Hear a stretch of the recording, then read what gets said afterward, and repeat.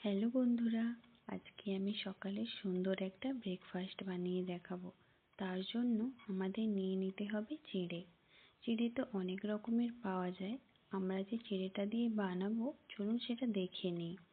বন্ধুরা, আমি এখানে 3 রকমের চিড়ে নিয়ে নিয়েছি। এর মধ্যে আমি একরকম চিড়ে দিয়ে বানাবো পোহা। দেখুন বন্ধুরা, এই চিড়েটা সাধারণত আমরা প্রসাদ বানিয়ে থাকি। এই চিড়ে দেখতে মোটা আর সরু হয়, আর এই চিড়েটা একটু পাতলা আর একটু বড় হয়। আর এই চিড়ে একেবারে পাতলা আর অনেক বড় হয়। আমাদের পোহা বানানোর জন্য মিডিয়াম চিড়েটাই লাগবে। এবার চলুন রেসিপিটা শুরু করি।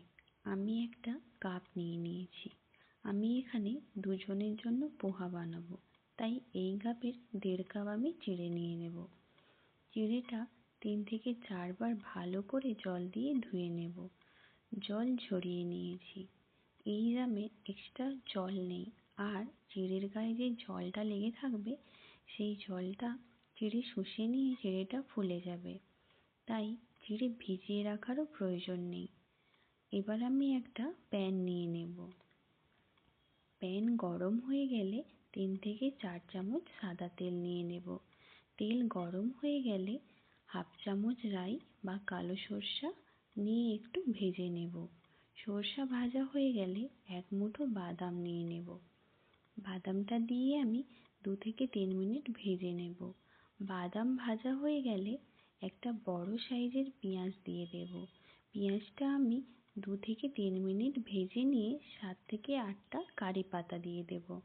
কাঁচা লঙ্কা চেরা আর কিশমিশ দিয়ে দেব। এখানে বন্ধুরা কারি পাতাটা অবশ্যই দিতে হবে। কিশমিশটা আপনারা নিজেদের ইচ্ছে মতো কম বেশি দিতে পারেন। এই মশলাগুলো একটু ভাজা হয়ে গেলে পরিমাণ মতো লবণ আর 1/2 চামচ হলুদ দিয়ে মশলাগুলো ভালো করে ভাজবো। মশলা 3 থেকে 4 মিনিট ভাজা হয়ে গেলে সামান্য পরিমাণে আমি জল অ্যাড করব। জলটা দেওয়ার কারণ হলো এই তেলের মধ্যে যদি আমরা চিড়েগুলো দিয়ে দিই তাহলে চিড়েটা ভাজা হয়ে যাবে, চিড়েগুলো সফট থাকবে না, তাই আমরা অল্প পরিমাণে জল দেব। রান্নাটা করতে করতে চিড়ের গায়ে যে জল লেগেছিল সেগুলো শুষে চিড়েটা ডবল হয়ে গেছে। এবার চিড়েটা আমি মশলার মধ্যে দিয়ে দেব। আমি মিডিয়াম ফ্লেমে 5 থেকে 6 মিনিট ধরে রান্না করব, যাতে মশলা সব চিড়ের মধ্যে সুন্দরভাবে মিশে যায়। মশলাগুলো চিড়ের সাথে সুন্দরভাবে মিশে গেছে দেখুন। এবার এই সময় আমি 1/2 চামচ চিনি দিয়ে দেব। চিনিগুলো চিড়ের সাথে মিশে গেলে আমি ফ্লেম বন্ধ করে দেব।